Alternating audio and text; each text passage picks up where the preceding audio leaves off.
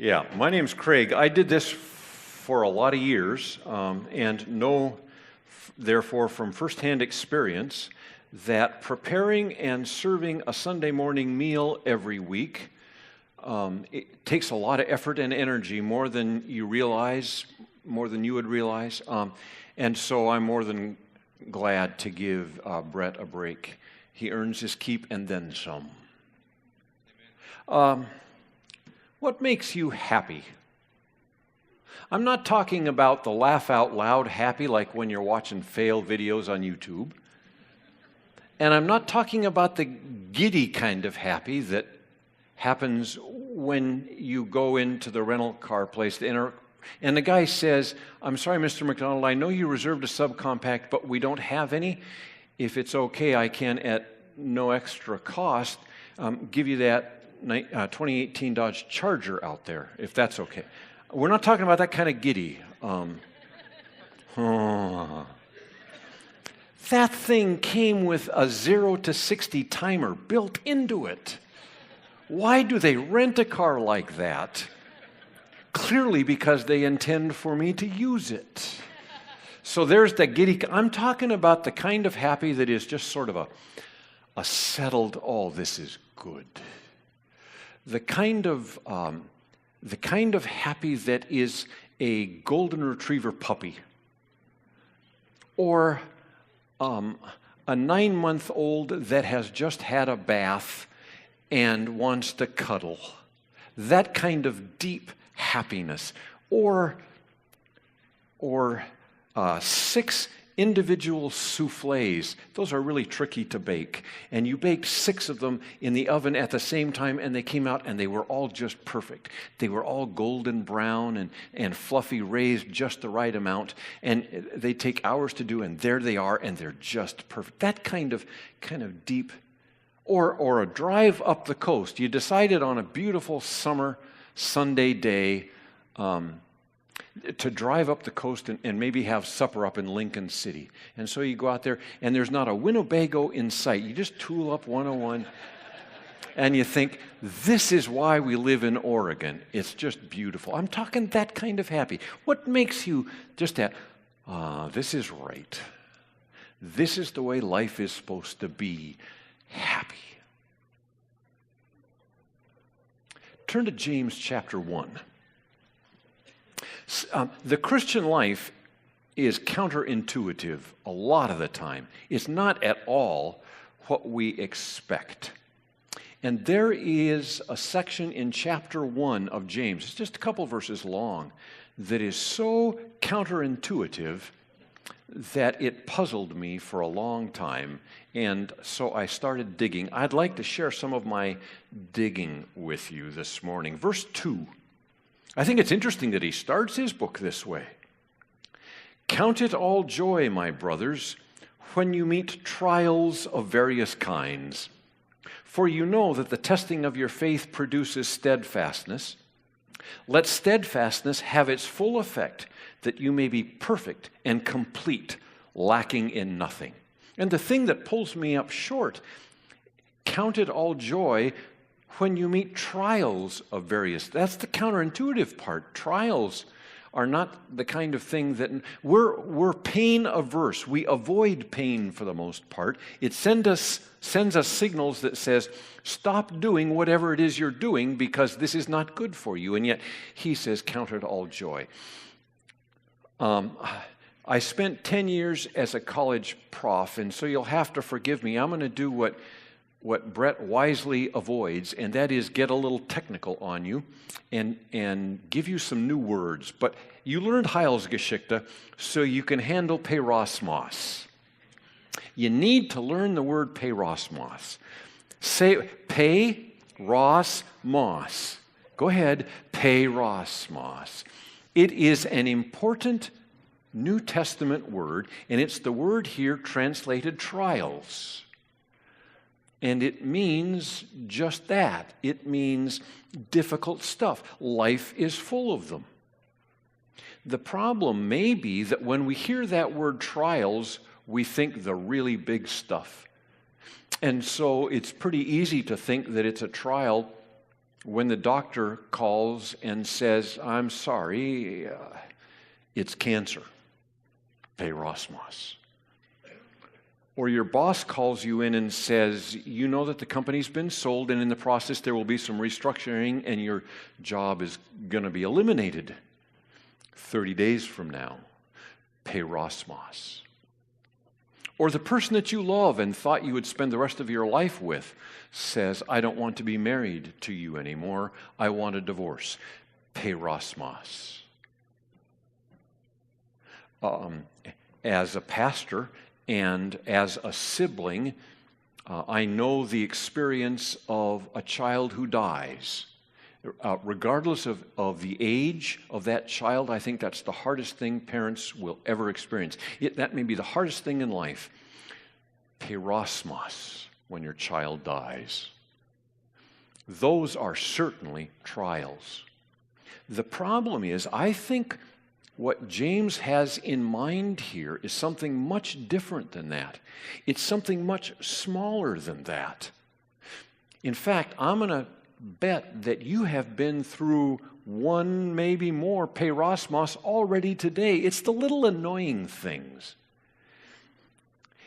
It's coming out from work at the end of a day and it's raining. It's Oregon, and so it's raining and you discover you have a flat tire.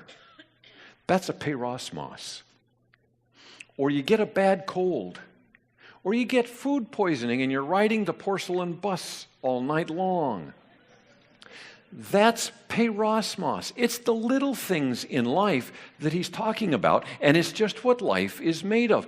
They're all, so think about your day, and maybe we've been here for about 45 minutes, and so maybe you got up an hour ago, but have you thus far experienced a Peirasmos? You're likely to later today, because I'm afraid the Patriots are going to win.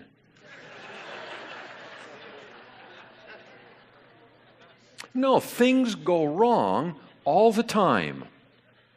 And so the subject of these three verses, the subject, what he wants to talk about is clearly these Peirasmos and these trials that are just a normal part of life. And they come along. Now, here's where it gets a little tricky. Because that same word that refers to trials is also the same Greek word that's used for temptations. Trials are just struggles. Temptations we refer to as solicitation to do evil. And again, as Brett has pointed out several times fairly recently, temptation is not sin. Temptation, they say you can't control who knocks at the door. You can control who you let into the house. Temptation is knocking at the door. And those come along too.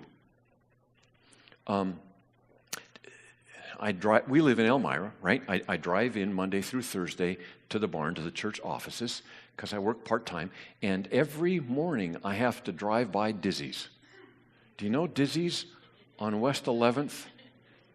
They serve cinnamon rolls that are the size of my mother's pancakes, and they're very good.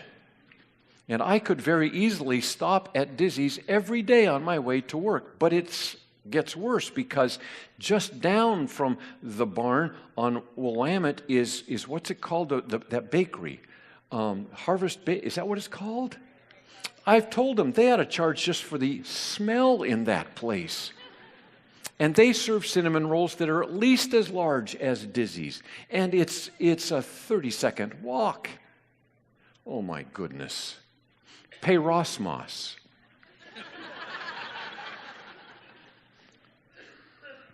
Sometimes it hits you out of the blue. You do a Google search for zenith because you want to make sure you're using the word correctly, and you find out that there's an exotic dancer in Detroit that uses that name. And there she is on your screen. Peirasmos, the solicitation to evil. My car, I try not to drive it much over about 60 miles an hour because it's 46 years old and it's got a small engine and I want it to last a long time. And so when I come in West 11th, The speed limit's 55. I figure if I'm doing 60, everybody should be cool with it, except there's some guy behind me in a jacked up truck that is not satisfied to drive 60 miles an hour. He wants to do 70. And he's on my bumper until we get to the fairly straight section next to the lake. And then he floors it and flies around me. And then, in a move that just contradicts everything logical, decides he's in such a hurry that he needs to teach me a lesson by slowing way down so that I get the message I'm driving too slowly. And he looks in his mirror to see how I'm reacting. And I think, I can drive with one hand.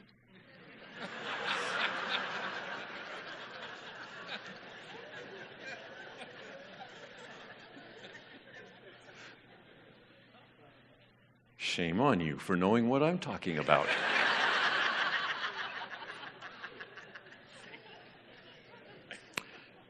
Peirasmos. Huh? So the interesting thing is when we go to the Bible and we see that word, we have to decide, is he talking about trials or solicitation to evil? We read here, count it all joy, my brothers, when you meet peirasmoses. It's actually peirasmos, but don't worry. When you meet peirasmoses of various kinds.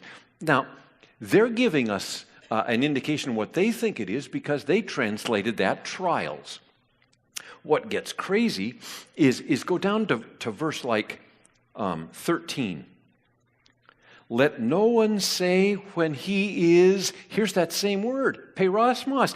They translated here temptation, solicitation to evil. Why? They looked at the context. Let no one say when he is peirasmos, I'm being peirasmos by God, for God cannot be peirasmos with evil, and there's why. That's why they translated it as temptation here. And he himself peirasmoses no one. He doesn't solicit you to evil. But each person is peirasmos when he is lured and enticed by his own desire. And so this word can mean both things, and you have to go by the context. Now, this is a little off topic, but I'm going to do it anyhow. I'll throw a couple out to you, and you decide. Christ was led by Satan into the wilderness and peirasmos 3 times. That's the word. Solicitation to evil, huh? That's easy one. 1 Corinthians 10. No peirasmos has taken you except what is common to man. But God is faithful, who will not allow you to be peirasmos more than you will able to bear, but will with the peirasmos also provide a way to escape. Solicitation to evil or trial? I'm not going to tell you which one. If you want to know, you go look it up. And you go read the verses before and after, because like here, if you see the word evil or sin in the context, that'll be a hint. Otherwise, it's just trials. There's one in 1 Peter, we won't go there now, but there's one in 1 Peter that frankly could go either way. And in the English Standard Version, they use the word trials, but then they put a little footnote down there and it says, or temptations. And that's why, because that word can go both ways. But here, he seems to be talking about trials. And he says, count it as joy. And again, that joy isn't laughing joy. Okay, I have to tell you, because I'm going to get in trouble otherwise. This last Tuesday was the senior luncheon, and we had about 45 seniors there. And I was in charge of the preliminary part. And I had no idea what I was going to do. So I looked up on the calendar and I found out that January 29th was National Bubble Wrap Day. Who knew they needed Bubble Wrap Day? And so we did a little game with bubble wrap. It was it was the day on January 29th in 1886 that Otto Benz patented the first motor-driven carriage. So that's considered the first automotive vehicle, 1886. It was National Corn Chip Day. So we had each table, they went around, they were to tell a corny joke to each other. And then they were to pick the best, and then we had a competition among tables to see which to end. And I told them, okay, next time Brett asks me to preach, I'll use the winning joke in my sermon.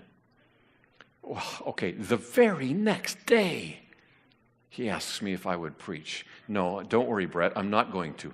I'm not going to, because that wouldn't even be the giddy. It was such a groaner. It was really terrible. It was just really corny. But he says, count it all joy, all that this is good, this is right, things are going all wrong. I just pulled 6 perfect individual soufflés out of the oven, and here comes that golden lab puppy out into the kitchen and bumps me. And 2 of those perfect soufflés land topside down on the floor. And that gives me joy. We turn off Highway 126, we're going north on 101, and it's a beautiful summer day, and it's just a pleasant drive, and the road is clear. There's no traffic. And suddenly I hear noises coming from an engine that I've never heard coming from an engine before. Loud noises, clacking noises. And the check engine light comes on, only instead of saying check engine, it says don't bother because it's toast. Or that cuddly toddler that just had a bath. You put him in his car seat to take him to daycare, and he has a complete blowout all over the car seat. Count it all joy. That deep-seated, this is right. This is good. That's called counterintuitive. And the question is, why does he, because he gives a reason why we're supposed to count that as joy. Because the testing of your faith produces steadfastness. And let steadfastness have its full effect, which is perfection and completion, lacking nothing. If you want to do something really foolish, like let's say run a marathon. Let's say you decided, I think I want to run a marathon. You're pretty much a couch potato, so what do? You get up and you run 10, 12 miles. A marathon's 26.2, and don't let anybody kid you, that 0.2 is the hardest part of the whole thing. And so you decide, I'm going to go out. No, you don't do that. You don't do that. You get off the couch and you run out to the mailbox and back. And the next day you try to run to the corner and back. And a little further each day until you're doing maybe 20 or 22 miles, and then you go run your marathon. You start small and incrementally build up. That's true of any big thing. That's why it's so important to understand that trials are not these great big, they are, but they're not just those great big things. They're the little things that you're facing every day and may well have faced already today and certainly will before the day is over. The little irritations. You take the plastic garbage bag out of the can, and no sooner do you get it out and over the floor and it splits. And all the Peirasmos. Those kinds of things happen all the time. And what's happening is those are building within us steadfastness.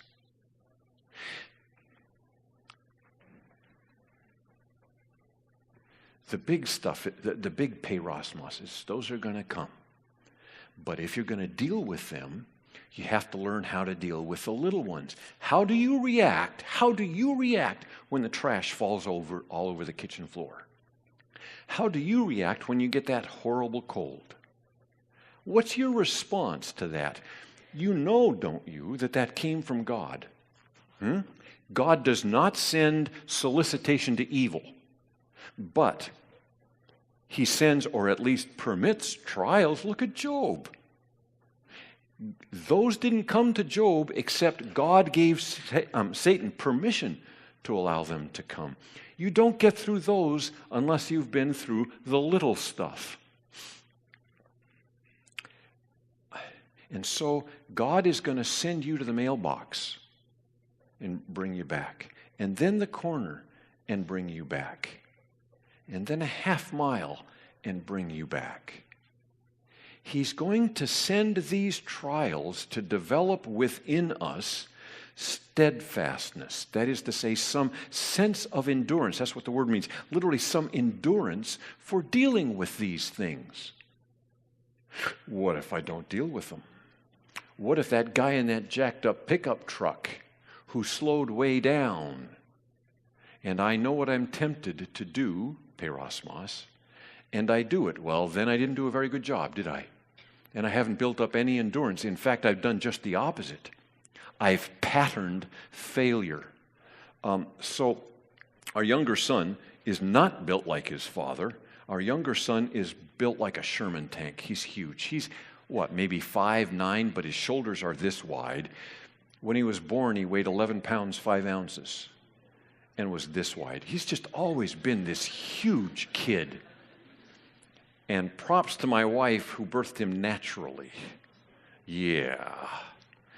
And he's into fitness, and he got into CrossFit, and he competed regionally, and then he competed nationally and internationally. And when he got a little too old for doing that, he coached competition teams. And he gives his father advice on fitness and health and so forth. And I try to pay attention to him because the kid's pretty smart, and he knows his stuff. And he told me my rule should be 1 cheat per week. So like I can have, that's why I get the cinnamon roll, because it's the biggest thing in the case, right? And if I'm only going to get to do this 1 a week, I'm going to get the big one. Now, that doesn't work with Peirasmos, because first of all, God is dealing out the trials, the struggles. He's not dealing out the temptations, but they're surely going to come.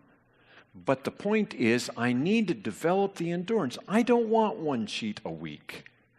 I want a cheat after dinner every night. And so we were in Phoenix, where they live, in September, and he gave me the 1 cheat a week speech, and I decided, okay, I'm going to do this. And so I would have dessert 1 time per week, and sometimes it was while I was at work, because I'd walk down to the bakery and bring back a cinnamon roll, but that was my 1 time a week. And that first week, it was horrible. Who's kidding who? The 6th week, it was horrible. But I did eventually get to the point where my mouth didn't crave the sweet thing that it did. I built up some endurance, some steadfastness. Then I fell off the wagon. I learned how to make cinnamon rolls.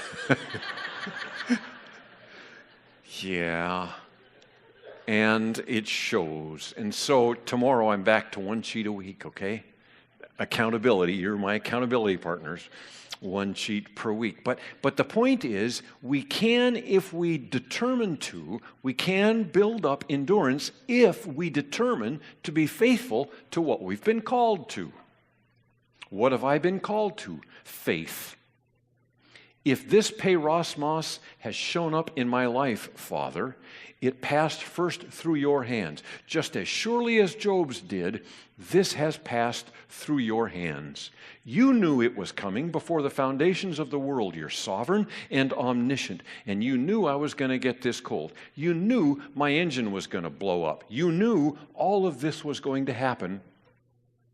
And I believe that you will give me no more than by your Holy Spirit I can handle. I'm going to handle it. I'm not going to wave at that guy. I'm not going to complain and grumble and get a bad attitude about a bad engine. It's not my engine to begin with. It's your engine, right? You fix it. And by doing that with the little things, I'm ready for the big things. It's not a case of if, but when. You will get what I call a gut punch. It's funny because when I was 25, I thought I'd had a bunch of them. Now that I'm considerably older, I look back and I think most of what I thought was a gut punch was just a little tap on the shoulder. But I can identify 3 gut punches in my life. One happened when I was in my mid-20s. It was 20 years later before I got the second one, and the third one happened about 6 years after that. I handled them, I could have done better, frankly. I think I did okay with numbers 2 and 3. I didn't do number 1 very well at all. But James is teaching me that here's the key. It's how you handle the little ones that happen every day. Understand what they are, and understand here's an opportunity to exercise your faith, to run to the mailbox and back. It's a little one. Exercise your faith. Respond to this biblically with faith. Don't get all bent out of shape. Don't grumble and complain. Equanimity, I like words. Equanimity, do you know that word? It means balanced and even, not given to highs and lows, just steady. My older brother, we need an adjectival form. Equanimous, I don't know, but he's that. So's Pam, drives me crazy. She is so stinking even-tempered. What's the matter? Don't you realize what's going on? Because I'm getting upset. I shouldn't be getting upset at trials. This is God's way of giving me endurance, of giving me steadfastness. Now, when he gives me endurance and steadfastness, this says that it makes me perfect. I've been telling my wife I've reached, no. That word doesn't mean without flaw. The word perfect, if you went to Greece and watched a movie, you wouldn't understand it at all, but at the end of the movie it would say teleos. And it's the word that means the end. It means the story is concluded.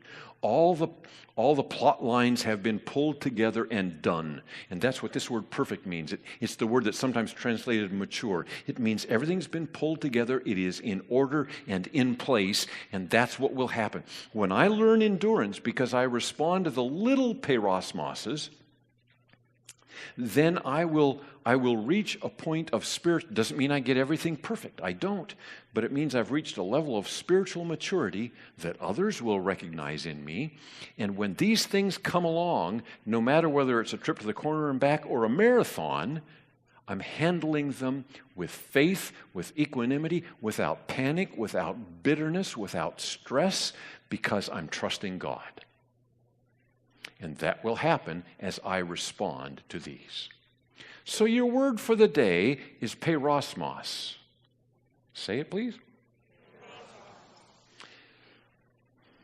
I learned this last week that I'm going to have the opportunity to go back to Brazil. I was there a year ago to do some teaching. I'm going to go back in August and do more.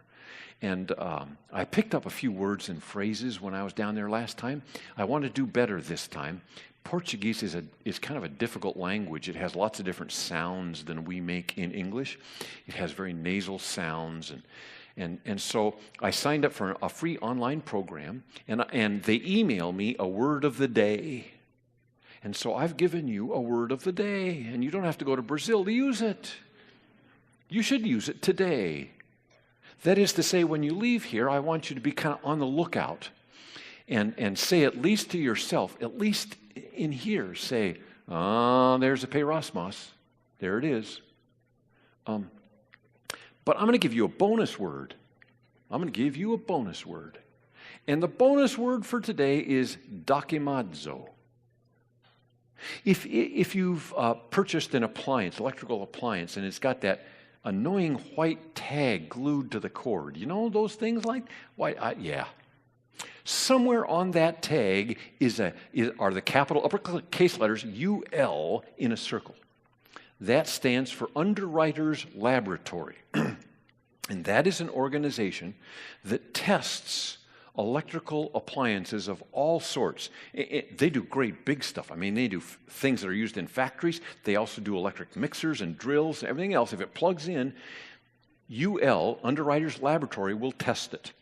And like they have grandma in the bathtub and they throw the radio in there to see what happens to grandma, okay?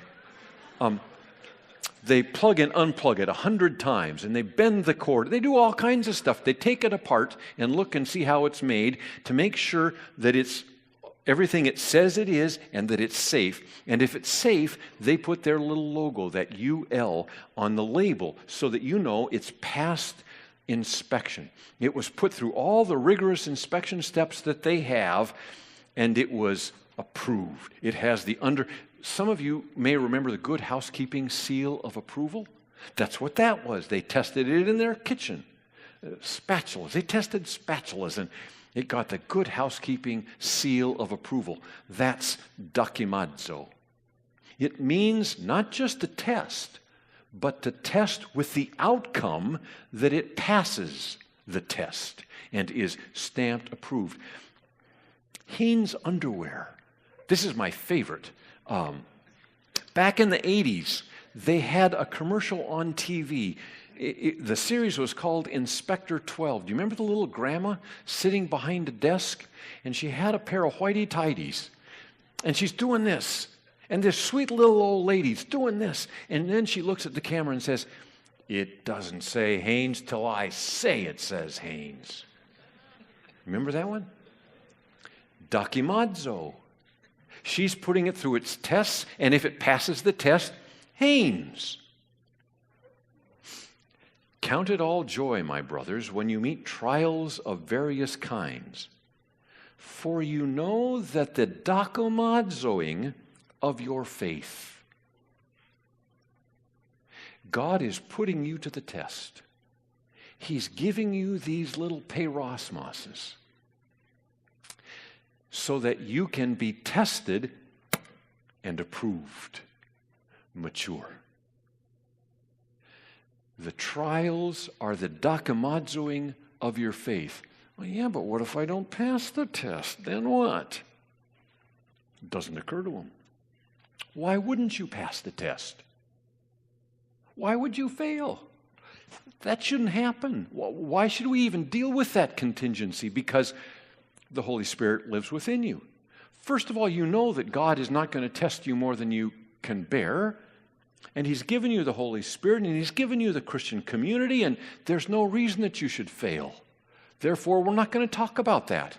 We're going to assume that you're going to pass the test and be found complete, mature in your faith. We're going to get you there. Don't worry about it. A little bit at a time. You're going to be doing marathons. That's kind of the bad news of all this, isn't it? Because He's going to keep pushing me a little harder and a little harder. You know why? Because He wants me a little more mature than I was yesterday. And so He's going to give me little ones, and pretty soon I'm going to get a gut punch. I'm praying that I die before the next one because they're not fun at all. Some of you have been through a gut punch. They're not fun at all. I watched my parents go through the death of their daughter. My older sister, I was 20, she was 22. I think I may have told you, she was 5 months pregnant with their first child. And she and her husband were flying around Lake Michigan and got blown off course by a freak storm. And we think they went down in the lake. They never found the plane. At Christmas time, 47 years ago. And I watched my parents go through that. And I watched them grieve. My dad died a year ago at 95, and to the day he died, if you brought up my sister Kathy, the tears would flow. Nothing harder. But I watched them go through that with a maturity. Dokimazo. God, as much as this hurts, I know you've got a plan. I don't understand how this plan works. I don't need to understand. I just trust. Help me in my grief. Yeah. I want God's stamp of approval. I want Hanes written across my forehead. And that will only happen when those little peirasmoses that happen all day long, And I don't get annoyed and upset and frustrated and irritated, and I don't snap at people. And equanimity. Why? Because God is in control. Because He's going to get me through this. Because He knew this was going to happen. Okay, I want you to think, please, about a Peirasmos that's happened in your life in the last week. Big or little, I don't know. We had a horrible September. We did. We just had a horrible September. September was car month at our house. Both cars just needed monster repairs, and it was discouraging. Peirasmos, faith, endurance, dokimazo. So I think the first trick is that we have to start seeing these daily trials differently. Instead of irritants, we need to see them for what they are. An incremental opportunity for us to increase our faith, our trust, and our level of obedience. Which means then we need to respond differently. At least I do. Maybe you don't have trouble with these, but I need to respond accordingly. That is to say, consistent with what I say I believe, that God is in control, that He's taking care of me, that He does all things well, and He'll work this out. I need to see it for what it is, a test of my faith. I need to respond differently, and then I need to enjoy it. I need to count it all joy. I need to enjoy it. I'm going to give you another example of this word dokimazo that I think will maybe help. I beseech you, I'm sorry, I memorized it in King James because that's all they had back then. I beseech you, brothers, by the mercies of God, that you present your body a living sacrifice, wholly acceptable unto God, which is your reasonable service. Don't be conformed to this world, but be transformed by the renewing of your mind, so that you can dokimazo what God's will is, God's perfect and pleasing will. Yeah, that word. So that you can test and approve what God's will is. That is to say, God puts me to the test, assuming that I will be stamped approved, because why wouldn't I be? I've got all the resources I need to pass the test.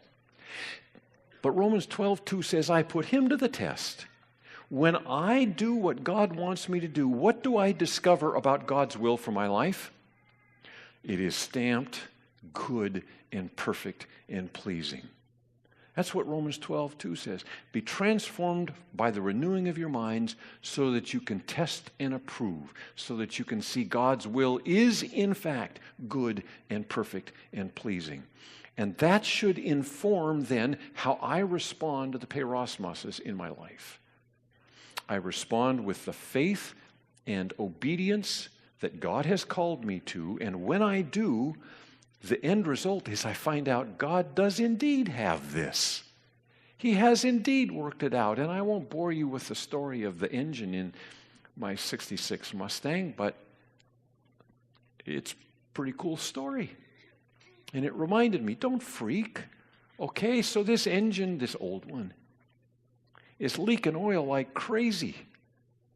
But God knew it was going to do that.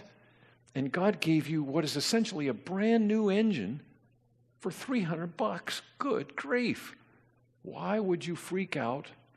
What I discovered was God's good. Dokimazo. He got stamped, His will, good and perfect and pleasing. Amen? Why are we so slow to learn that? At least me, maybe not you, but why do I panic so easily or get upset so easily or frustrated so easily or irritated so easily at the little stuff in life? It's a trip to the mailbox, for Pete's sake. Sooner or later, He's going to send me out on a 26-mile run. If you can't handle a trip to the mailbox and back, what are you ever going to do when a marathon comes along? Father, thank You for the word which challenges us. And as As hard as it is to say this, thank you for the Peirasmos that come into our life to teach us, to strengthen us, to strengthen our faith.